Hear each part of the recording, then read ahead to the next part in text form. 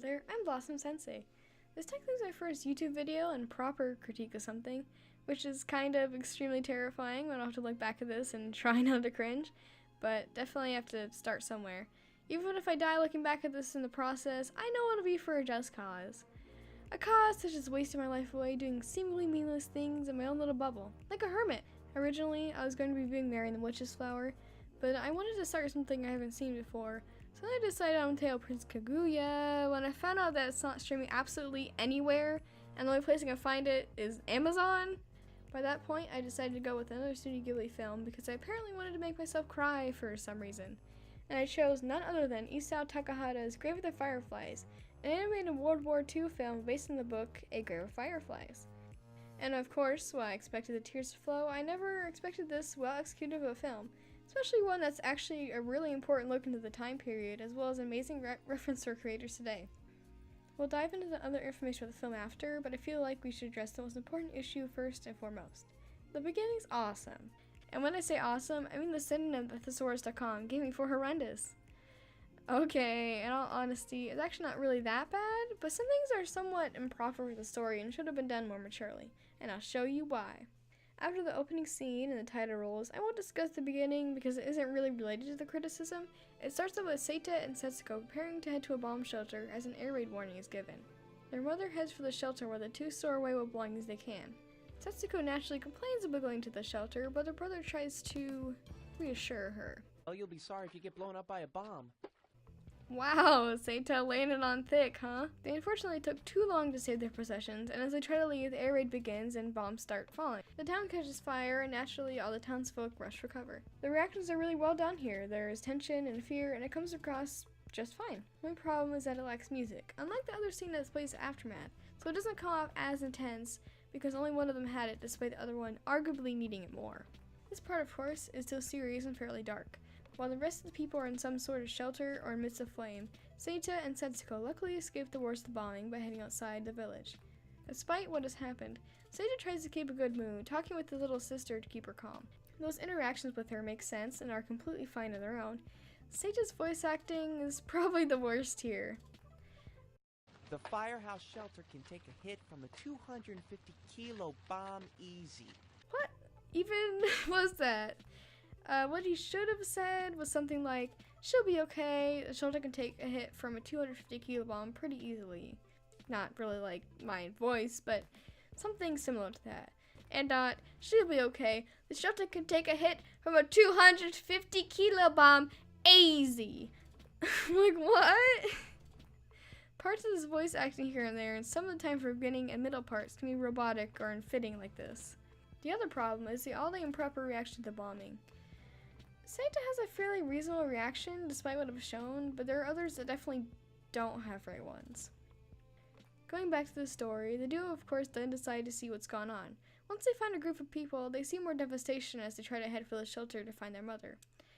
And here's the two reactions that come from the tragedy. Can you guess which is wrong? Reaction 1. The people in the city are either hurt or worried, like, you know, most would be to the destruction of the bombing and all the sorrows of deceased or ruined men. And then there's reaction 2. They basically all go, oh well, it bombed, it happens all the time, like whatever, my house is probably burned down too, LOL. Even though the town is completely destroyed and their lives are most likely over. I'll give you a second to guess. The second one. It might make more sense if they were accepting this tragedy because they wanted to move on, or perhaps it was based from a cultural sort of idea. However, even if that was true, the way that the movie presents it, it intentionally shows the other half as if they're sociopaths. It's kind of weird. Seita then heads to the shelter, which apparently now is a school, where this woman who knows them takes care of Setsuko while her brother goes and visits their mother.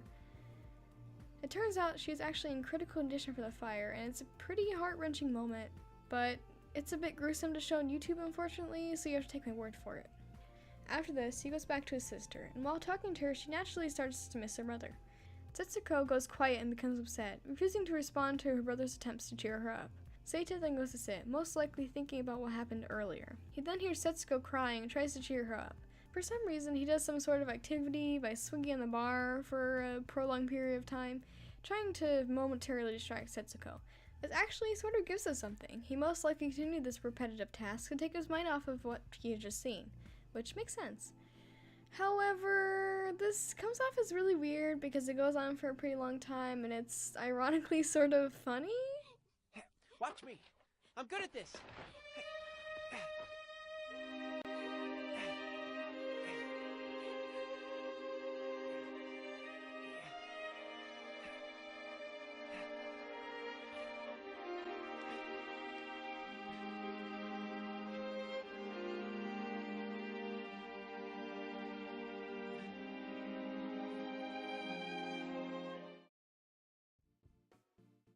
Yeah. Not only did he not get Setsuko's attention at all to make her notice it, he just kept going, and it wasn't shortened, and then it just cuts to the next scene. Alright then. Still, it's so awkward and abrupt that it's a little astonishing. Besides those issues though, the movie is surprisingly really fantastic. It was good despite the issues I mentioned. There's obvious tension and emotion, and everything to do comes across generally well. There's not much else to say here though, since I explained most of it previously. The middle was what you could describe as a slice of life story. Parts of their lives are shown, giving the viewers insight on how they survived in Japan near the end of World War II. This slice of life pacing gives us the good and bad parts of the characters' lives, and there's certainly a lot of the latter. The story is actually a lot slower because of it. Not a bad slow, despite there being a few points in the movie where it's a little aimless. There are some intense and serious scenes, but it manages to keep it feeling consistent. There are some transitions that are a bit abrupt at times. Otherwise, most of them are done quite smartly and smoothly. As mentioned previously, there are many heart-wrenching moments that were done extremely realistically and well. And again, they hit pretty hard too. Everything the characters do is pretty much shown and told with actions and events around them, and it's done so well that it's kind of astonishing. This goes for the whole movie, and it's amazing how great they did it, being especially true for the dialogue. Admittedly, there are many dialogue exchanges at the beginning / early middle that are pretty bad, like too exposition-y or off, which leave me from calling it, well, perfect. Besides a few hiccups, the rest of the film definitely has superb writing. It's usually simple, but a lot of words hold meaning to them and often show something that's necessary for the viewer to know. There is minor language, but all of it's fairly reasonable. It shows the characters' feelings in a realistic, more mature manner, and actually strengthens the world building, among other things of course. A lot of darker themes in the movie come from analyzing and thinking about the material they show. If I was to do that and research the time period, this video would be really long. So they have a lot of thought in almost everything, and if someone were to study the film, you'd be rewarded. The ending was definitely dark and bittersweet. Analyzing it, it is in a way happy, but how they got to the point is very emotional at best. Hence the term bittersweet. I personally cried like a baby near the end, and as many others say, they also have bawled their eyes out. Even more than me, apparently. Taking that into play though, the ending, especially right before it, might just make you blubber like a walrus too. Like before, it carries dark undertones as well as really emotionally strong scenes as the story comes to a close. Great with the Fireflies is something different than most though. Throughout the movie, there apparently weren't any obvious morals or resolutions. No, do a good thing and get a good thing, or a life philosophy it stuck to. The movie was essentially just a simple story of how Seita and Setsuko lived their lives through their many struggles and victories, and that was that. The simplicity goes onto the ending, making everything feel and end like a life story. The film, thankfully, isn't boring because there weren't any overarching philosophical or moral themes. It just gave us what it had to offer, and it did it really well. The animation is absolutely gorgeous. Alright, gorgeous is a subjective term, but it's beaut, dang it. Okay, it's done masterfully, and it's really fluent and almost kind of crazy for a 1988 film. I'm no expert in animation, so I can't quite explain how they did it or what makes it good, but it's extremely high quality for a Studio Ghibli movie, and that really is very high quality. There's always some kind of movement, pausing only when it's necessary and not really cheaping out. Also, the backgrounds are all painted fantastically and give great atmosphere for the scenes they're in. I'm definitely no expert at judging music, so I can't quite give a 100% factual critique on it, but I can say that some of the songs were not the best choice. The songs almost seem to become more fitting as the movie goes on, and by the middle, everything fits very well and it's very pretty. However, the opening scene, the music choice is a little odd, and when the bombing aftermath happens, the music feels a little off as well. The ending song is thankfully really amazing, pretty much all of what Studio Ghibli's OSTs have to offer. I chose to watch the English dubbed version of this since I find it easier to critique movies when I don't have to read at the same time, so this critique was done hearing the English voice actors. Sage's voice was amateur at the beginning, and some parts of the movie it was sort of robotic as shown before, but for the rest of it he did a really great performance. His sister Setsuko's performance was nice as well, but her voice seemed a little unfitting for her character. The background characters' voices are right on the choices, but definitely not the best work. Overall, Great with the Fireflies is a movie that, though has a poor beginning, it has a few hiccups here and there. It's so amazing at concepts like show don't tell that many creators can learn from it in its masterful writing.